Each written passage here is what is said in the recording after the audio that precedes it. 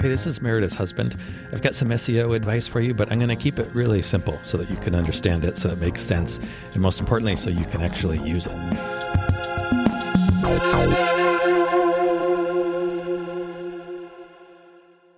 So I realize I've been pretty critical about using AI for SEO. Yes. And the reason for that is, I will reiterate, there's a lot of tools out there claiming, oh, use this tool that we AI and you're one click, you're going to be at the top of Google, no effort, just 2 clicks away.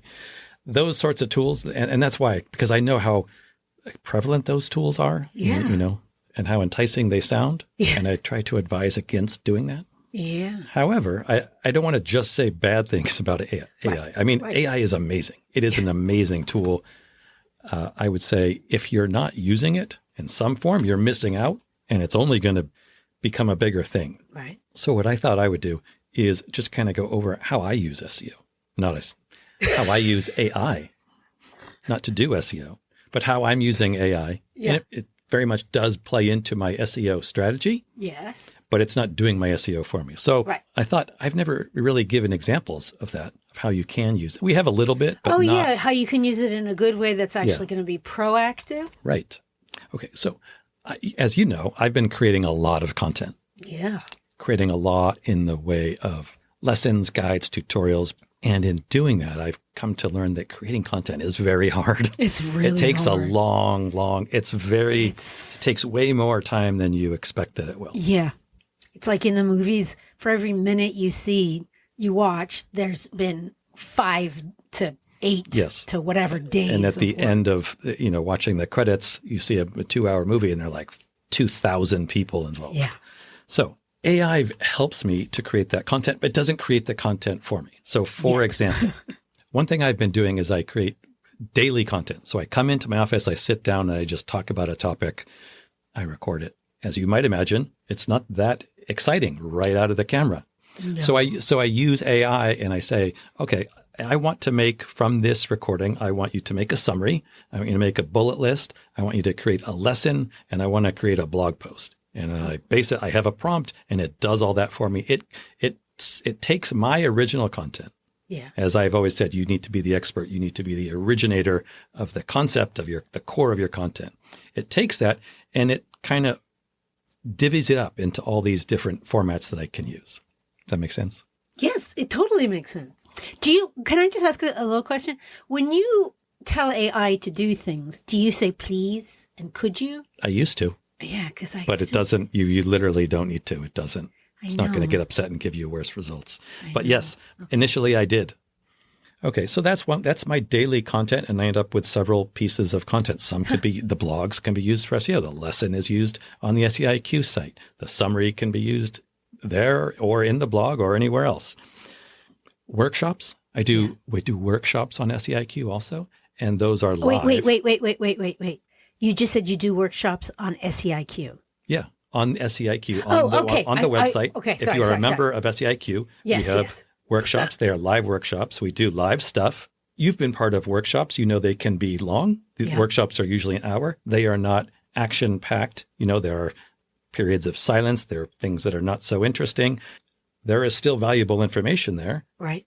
Same thing. I want to make that available, but I don't want to just put the hour-long workshop online. Right. So I say to AI, please create a shortened version of this. Take out any long pauses. I generally take out, things that are longer than a second, and I shrink them down to a 0.2 of a second, something like that. That alone condenses the hour-long workshop into probably something less than half of that. Wow. Which is much more easily digestible. Right. But also, again, create a summary. What were we doing? What were the topics we covered? Create timestamps. So if somebody looks at a bullet list summary and they're like, oh, that's something I want to hear more about, or I was in that workshop and I remember talking about that, I just want to revisit it, they can just click the timestamp, go right back to that section. AI is doing all this for me. Wow. Like this would take, I can't even imagine how much time it would take to do all this stuff. So create a summary, a bullet list, timestamps, create a blog if you can. Again, something that will go on my blog for anybody to see, but it's going to be I have a long prompt to tell it how to create a blog. Right. It's not just going to be the transcript or, right. I have the summary and the bullet list and timestamps for SEIQ members. Right. But then on the blog, I want to say, oh, hey, we had a workshop and we talked, and it's broader. Right. And then just harking back to past episodes, that is a good example of you using your draft as a start and then having AI. Exactly. It's my, I am listening. Yeah. See how that's my content? Like I'm providing the concept, I'm providing the topic, I'm providing the expertise, and AI is helping me manage it and put it into chunks that I can distribute however I like. Great. It's different than going to AI and saying, AI, I want daily content today about XYZ, and then see how it's just a very different approach. Yeah. These podcasts do the same thing. I'm completely AI generated. Yes. There is no Meredith. Meredith is AI. From these podcasts, again, there are some really, good snippets. I have AI and this AI, the way I use AI here is it's built into the tool that I use to create the podcast, riverside.fm. Oh, really? So when I say I use AI to do this, I use AI to do that, sometimes I go right to ChatGPT and I have pre-made prompts to do stuff.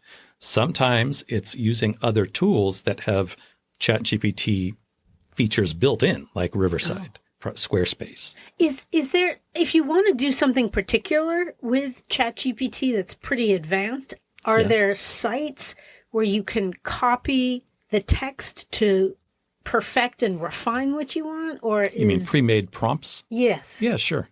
I have found, in my experience, they're not very good. Right. Or they're at least not as specific as I want them to be for me, then you're counting on somebody else to want to do the exact same thing that you want to do, and also create a prompt and put it online. And you can, please. Yes.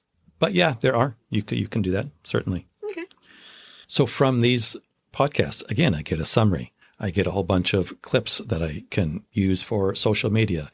Creating this podcast takes us half an hour to record. Well, I do have my 5 hours of stretching, vocal warm-ups, listening to past episodes. But splitting that podcast up into all these different types of content, that would, if I were to do that myself, and that's how I did try to do it initially, it's way too time consuming. Yeah. It's just not doable. Yeah. So AI helps do that, and literally within a few clicks, I can have 10 clips and a summary. So my point is there are absolutely ways to use AI to benefit your SEO. Yeah. But it's not going to be these tools that are promising to do your SEO for you because they are AI. Click. So take what you're doing. I would encourage you to take whatever it is, hopefully, and these examples that I gave you, obviously you're not going to do exactly the same thing, but take whatever you are doing and have AI assist you with that. Right. Don't use AI as a replacement for yourself. Right. Do you know Gary Vaynerchuk? No. He's a huge social media. Oh, he's the person you talk about. Yeah, sometimes I follow him. He did bicycle craziness. No, that's not him. Got it. No. He was very prolific. He has a massive social media marketing agency. Oh, no, he's way ahead of his time in terms of social media marketing. Massive. I think he's probably considered the leader in the industry. Something that he said years ago that sort of resonated with me when he was talking about how to create content, because as social media has come about, creating content has become more important. Creating content, as I have said here, takes loads of time, can be difficult. Gary Vee, what he said that kind of helped me was, he said, document, don't create. So document what you're doing. And this was before AI. But he was saying document, don't create, so that your content comes out of what you are already doing. Right. Not that you have to tack on creating content to what you're doing. That's nice.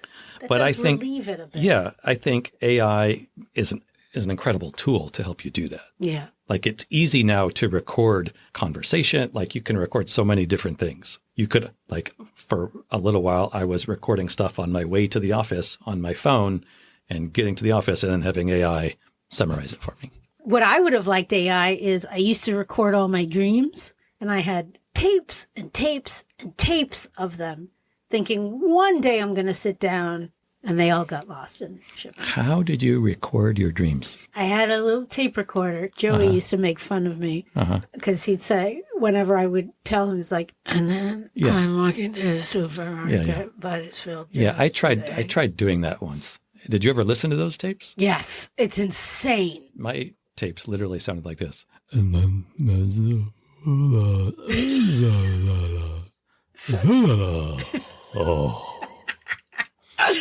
Okay, so document, don't create. Use AI to help you do that. And send us your craziest recorded dreams. Hey, thank you so much for listening. We really hope that you find this helpful and useful. And if you do, what you could do for us as a thanks would be to, drumroll please, yes, leave a review. Yes, everybody says it, I know, but it really does make a difference. Take 3 seconds, leave as many stars, say something really nice about what you like about the podcast and maybe why other people would like it. It would mean the world to us, especially my husband. That better? All right, I'm going to try one where I'm not going to be charming.